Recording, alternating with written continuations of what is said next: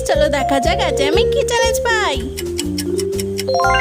পিয়াজ দিয়ে আমাকে মেকআপ করতে হবে। আর এই চ্যালেঞ্জে দুটো যারা যারা দিয়েছে তাদের নাম আমি মেনশন করে দিলাম। নাম তো লেখা ছিল না, তাই আমি তোমাদের নাম নিতে পারলাম না।